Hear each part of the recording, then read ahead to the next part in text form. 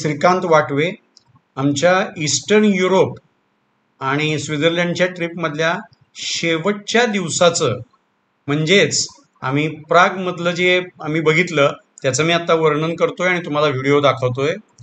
प्रागला आम्ही कसे पोचलो तर इन्स्ब्रुकवरून बसनं दुपारी निघालो आणि साधारण 9:30-10च्या दरम्यान आम्ही म्युनिकमध्ये आलो आणि म्युनिकमध्ये 1-2 तास थांबून तिथनं जी बस पकडली ते आम्ही 3 वाजता प्रागमध्ये आलो.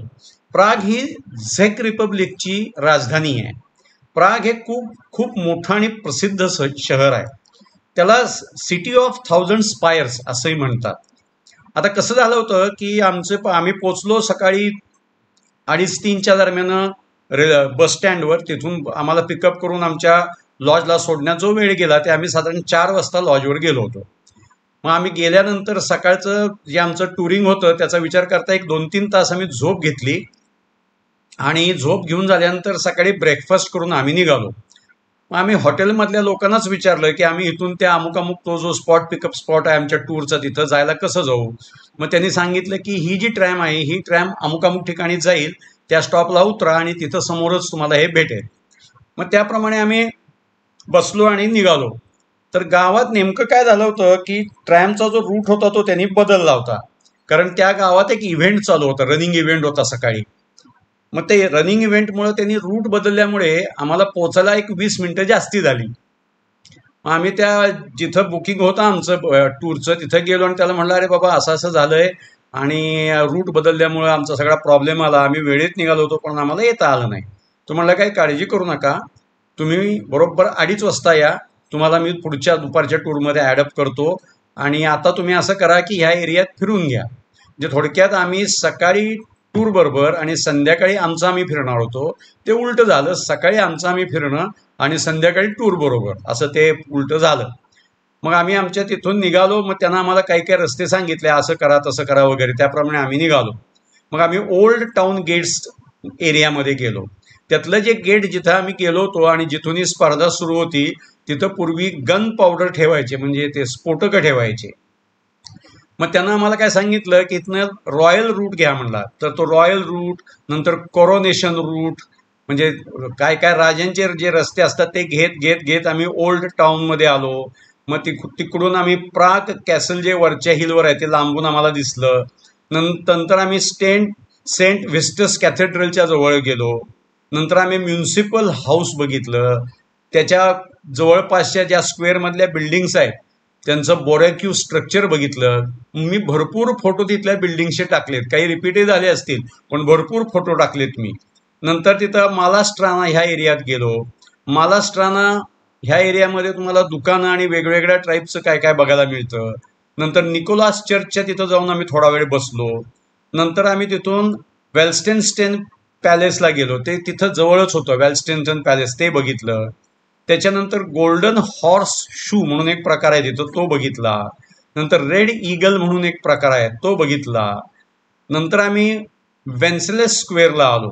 हे जे वेन्सलेस स्क्वेअर आहे हे एक अतिशय मोठं स्क्वेअर आहे. मग तिथं आम्ही एका माणसाला विचारलं की आता आम्ही असं आमचं टुरिंगचं पॉईंट वगैरे आहे, पोलिसच होता तो. त्यांना आम्हाला सांगितलं की ह्या जो रस्ता तुम्ही घ्याल जितकं पुढे जाल त्याच रस्त्यानं परत या, कुठेही क्रॉस मारू नका, क्रॉस मारलात की तुम्ही चुकणार. जर का तुम्हाला 3-4 भाग बघायचे असतील तर पुढं जायचं, मागं यायचं, पुन्हा दुसरा रूट घ्यायचा, मागं यायचं. म्हणजे तुम्ही कुठेही जरी काही केलं तरी परत स्क्वेअरमध्ये येऊनच रस्ता पकडा. मग त्याप्रमाणे आम्ही त्या ओल्ड टाउन स्क्वेअरमधले बरेचसे रस्ते आम्ही त्या पद्धतीने बघितले. मग आम्ही नॅशनल म्युझियम बघितलं अर्थात बाहेरून. त्याच्यानंतर आम्ही नॅशनल लायब्ररी बघितली. खूप मोठी लायब्ररी आहे, अतिशय जुनी आहे. म्हणजे त्याच्यामध्ये प्राग आणि त्या देशामध्ये पब्लिश होणारं प्रत्येक पुस्तकची एक कॉपी त्या लायब्ररीमध्ये आहे, इतकं मोठी ती लायब्ररी आहे. मग तिथून आम्ही मिरर चॅपलला गेलो. तेही सुंदर चॅपल आहे, त्याच्यात काही काही अरेंजमेंट्स त्यांनी सुंदर केलेलं आहे. नंतर ओल्ड टाउन हॉल बघितला. आता ह्या ओल्ड टाउन हॉलचं महत्व काय ते आम्हाला नंतरच्या गाईडनं सांगितलं, कारण तिथनंच आम्ही परत आलो. नंतर स्मिताना हॉलला गेलो. हे स्मिताना हॉल जो आहे तिथं अतिशय मोठे कॉन्सर्ट्स होतात. हे म्हणजे आतलं आर्किटेक्चर खूपच सुंदर आहे.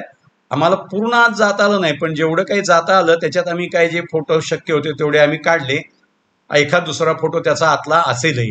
तर आम्ही ते सगळं बघून पुन्हा स्क्वेअरमध्ये आलो आणखीन काही हॉटेल्स बघितली, काही शॉपिंग कॉम्प्लेक्समध्ये फिरलो. हे सगळं झाल्यानंतर आम्ही त्या माणसाच्या तिथं पोचलो.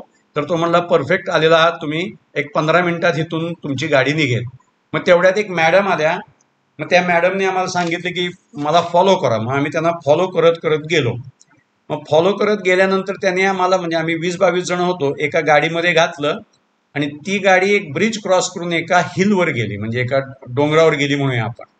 ते जे हिल होतं त्याला ते म्हणतात कॅसल हिल.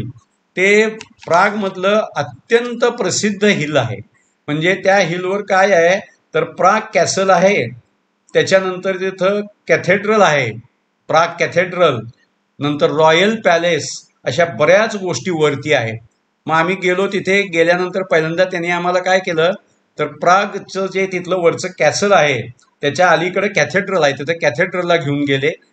नशिबानं आमच्या की कॅथेड्रलमध्ये थोडंसं बघता येत होतं, आम्हाला पूर्ण आत जाता येत नव्हतं, पण आम्ही कॅथेड्रल बघितलं.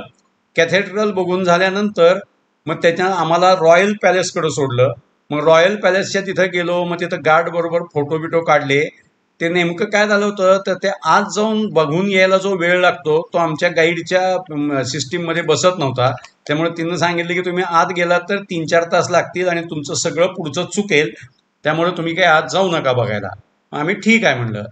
मग त्याप्रमाणे आम्ही तिथून फोटो बिटो काढून झाले आणि जिथं आम्ही ज्या ह्याला गेलो होतो म्हणजे प्राग कॅथेड्रलला, त्याच्याच थोडंसं पलीकडे आणखीन एक कॅथेड्रल आहे. तिथं ते जे मॉन्क्स आहेत ते बियर बनवतात. मग ती बियर आम्हाला त्यांनी टेस्ट करायला दिली. मग ती बियर टेस्ट केली.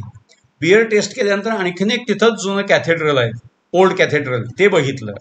आणि मग तिथून उताराचा रस्ता लागला. हा जो उताराचा रस्ता आहे, ह्या उताराच्या रस्त्यावर आम्हाला ग्रेप गार्डन्स, म्हणजे आपल्याला काय म्हणूया आपण, बागा बघायला मिळाल्या, ग्रेप्सच्या बागा बघायला मिळाल्या, कारण तिथं ते वाईन ग्रेपपासूनच करतात. मग ते उतरत असताना आम्हाला दगडी रस्ता लागला. त्या दगडी रस्त्याच्या दोन्ही साईडला दुकानं आणि घरं होती. त्या भागातले जे प्रसिद्ध काही काही लेखक आहेत त्यांची घरही त्याच भागात होती. म्हणजे ती आम्हाला गाईड सांगत होती की ह्याचं घर, ते त्याचं घर, असं करत करत करत आम्ही खाली आलो. मग खाली आल्यानंतर आम्हाला तिनं सांगितलं की हा जो तुम्हाला समोर दिसतोय हा अतिशय प्रसिद्ध जो ब्रिज आहे, तो ब्रिजवरनं आपण जाणार आहे, त्याला चार्ल्स ब्रिज असं म्हणतात. मग तो कुठल्या नदीवर आहे तर व्लेटेवा नदीवर तो ब्रिज आहे. व्लेटेवा नदी म्हणजे ती सेंटरमधनंच नदी वाहती, त्या व्लेटेवा नदीवर हा ब्रिज आहे. त्या ब्रिजच्या दोन्ही साईडच्या खांबावर स्कल्पचर्स केलेली आहेत. ती जवळजवळ 35 ते 36 स्कल्पचर्स आहेत. त्याला कमानी आहेत, त्याला डिझाईन आहे. नंतर आम्हाला त्या ब्रिजवरनं चालत असताना कित्येक ठिकाणी चित्र काढणारी लोक दिसली. तुम्ही थांबायचं, मग तुमचं चित्र काढून तुम्हाला देतात. अर्थात ते आपल्याला परवडत नाही आपल्या खिशाला, पण तिथं लोक चित्र काढून घेत होती. त्यामुळे चार्ल्स ब्रिजवर बराच वेळ आम्ही, लांबडा ब्रिज आहे तो, त्यामुळे हळूहळू चालत आम्ही चार्ल्स ब्रिज क्रॉस केला. चार्ल्स ब्रिजवरही फोटो तुम्हाला मी काही फोटो चार्ल्स ब्रिजवरचे टाकलेले आहेत. मग चार्ल्स ब्रिज नंतर पुढे आल्यानंतर काय झालं तर ज्या रस्त्यानं आम्ही मॉर्निंगमध्ये फिरलो होतो त्याच्याच कॉर्नरला आम्ही आलो. मग तिनं ते डान्सिंग बिल्डिंग, त्याच्यानंतर तिथं असणारे काही काही चर्चेस किंवा काही जुन्या बिल्डिंग्स, मग त्यांचं रॉयल काही काही दाखवलं. तिनं म्हणली की इथं कॉरोनेशन होतं, इथं ह्या मिटिंग्स होतात, इथं असं, म्हणजे ते सगळं थोडक्यात तिनं त्या ज्या बिल्डिंग्स आम्ही बघितल्या होत्या त्याची काय काय काय काय तिनं माहिती दिली. मग ती माहिती घेत घेत घेत आम्हाला ती घेऊन गेली कुठे तर ॲस्ट्रॉनॉमिकल क्लॉक, म्हणजे ओल्ड टाउन हॉलच्या जवळ घेऊन गेली. ते जे ॲस्ट्रॉनॉमिकल क्लॉक आहे ते ॲक्च्युली रिपेअरमध्ये होतं आम्ही गेलो होतो तेव्हा. पण त्यांनी काय केलं होतं, त्याच्याबरोबर समोर मोठीच्या मोठी एक स्क्रीन टाकली होती आणि ते क्लॉक ज्या पद्धतीनं चालतं, म्हणजे ते ढोल वाजवत येणे बिणे, काय जे म्युनिक सारखंच ते क्लॉक आहे, तर ते जे दाखवतात तर ते क्लॉक तसंच्या तसं आम्हाला स्क्रीनवर दिसत होतं. जे प्रॅक्टिकली दिसतं ते त्यांनी स्क्रीनवर दाखवलं होतं. आणि संध्याकाळचे 6 वाजले असल्यामुळे भरपूर गर्दी होती आणि आम्हाला ते अतिशय शांतपणे सगळं बघता आलं. गर्दी भयंकर होती, हे सत्य. मग ते सगळं झाल्यानंतर ते आमच्या गाईडनं सांगितलं की आता ही तुमची टूर इथं या क्लॉकच्या इथं संपते, कारण आपण 2:30-3ला सुरू केली होती, आता 6:15 झाले, 3 तासाची आपली टूर होती. मग तिला आम्ही विचारलं की आम्ही जे परत जायचं आहे आमच्या हॉटेलला, तर आम्ही कुठनं ट्रॅम वगैरे घेऊ. मग तिनं आम्हाला त्या हॉटेलचं नाव बघून सांगितलं की अशी अशी ट्रॅम घ्या आणि तुम्ही जाऊ शकता. मग त्याप्रमाणे थोडंसं आम्ही सिटीमध्ये फिरलो. आम्ही दमलो होतो, म्हणजे आदल्या दिवशी रात्री झोपच झाली नव्हती, त्यामुळे आम्ही जरासं फिरलो, जेवण केलं, थोडंसं काय काय खायला घेतलं. ते सगळं झाल्यानंतर मग आम्ही ट्रॅम पकडून हॉटेलवर आलो. आता दुसऱ्या दिवशीचा जो प्रोग्राम होता तो आज असा होता की आमची लुफ्तान्साची फ्लाईट होती. ती लुफ्तान्साची फ्लाईट आमची प्रागवरून म्युनिकला आणि म्युनिकवरून मुंबईला अशा पद्धतीनं आम्ही यायचं होतो. त्यामुळं त्या पद्धतीनं आम्ही सकाळी लवकर उठलो, आवरलं आणि एअरपोर्टला गेलो. गाडी पिकअपला आलेली होती. मग आम्ही गाडीनं गेलो, वेळेत गेलो. थोडंसे रेस्ट मिळाली आम्हाला एअरपोर्टवर आणि मग मेजर सामान लोड झालं. एअरपोर्टवर ते आपलं पासपोर्ट स्टॅम्पिंग वगैरे सगळं झालं. हे सगळं कंप्लीट करून थोडीशी आम्ही रेस्ट तिथे घेतली आणि मग त्या फ्लाईट्स ज्या आहेत त्या फ्लाईट्स पकडून आम्ही त्या पद्धतीनं म्युनिकला आलो. अर्थात मोठं सामान आमच्याबरोबर नव्हतं, ते ऑटोमॅटिकली विमान टू विमान जाणार होतं. मग आम्ही म्युनिक विमानतळावर बऱ्यापैकी एका टोकावरून दुसऱ्या टोकापर्यंत चालत गेलो. ते चालून झाल्यानंतर मग आम्ही ॲक्च्युली मुंबईच्या फ्लाईटमध्ये बसलो आणि मुंबईची फ्लाईट वेळेत पोचली आणि आमची टूर व्यवस्थित कंप्लीट झाली. आता शेवटचा व्हिडिओ आहे, त्यामुळे मी रत्नदीप तोडकर जे आमचे मित्र आहेत, रोटॅरियन आहेत आणि समर्थ हॉलिडेजचे जे मालक आहेत त्यांना मी धन्यवाद देतो. कारण हे जे सगळे व्हिडिओ तुम्ही स्वित्झर्लंड आणि ईस्टर्न युरोपचे बघितलेत, हे सगळे व्हिडिओ करत असताना जे काही प्लॅनिंग केलं होतं ते त्यांनी प्लॅनिंग करून दिलं होतं आणि तो आम्हाला एनी टाईम अवेलेबल होता. म्हणजे कधीही आम्हाला काही अडचण आली तर फोन करायचा असं त्यांना आम्हाला सांगितलं होतं. त्यामुळं त्याच्या गायडन्समध्ये आणि त्याच्या प्लॅनिंगमध्ये अतिशय उत्तम ट्रिप झाली आमची आणि अशा पद्धतीनं आम्ही ट्रिप करून मुंबईमध्ये परत आलो. धन्यवाद. तुम्ही व्हिडिओज बघता याबद्दल तुमचे धन्यवाद. लाईक करा, सबस्क्राईब करा, कमेंट्स द्या, म्हणजे मला आणखीनही तुम्हाला व्हिडिओज देता येतील. Thank you very much.